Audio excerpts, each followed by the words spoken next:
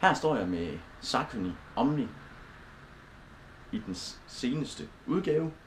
Det er den 12. version, som er for dig med moderat, det vil sige temmelig kraftig pronation.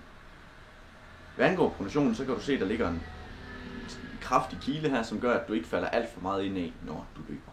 Skoen er til løb på de lidt hårde underlag, som du kan se af sålen.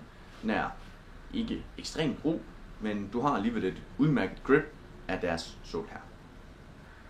Prismæssigt er skoen Omni i den dyre ende af Sauconys løbesko, men sammenlignet med andre topmodeller, så er den faktisk ikke særlig dyr. Absorberingen i hæl og forfod er udmærket. Jeg vil sige, at forfoden har den en relativt kraftigere stødabsorbering end i hælen sammenlignet med andre modeller. Det er altså ikke en sko, jeg vil sige, der har en meget kraftig stødabsorbering i hælen, men udmærket, dog ikke imponeret. Overall en super fin sko, og med hælen her, den er 35 mm, hvor forfoden er 26 mm, så det giver dig drop på 9 mm. Vi nærmer os over i noget natural running, så du kan få en fornemmelse af, hvordan det er at løbe, og det er også derfor, at forfoden netop har lidt bedre stødabsorbering, end så hvad man har set af tidligere modeller.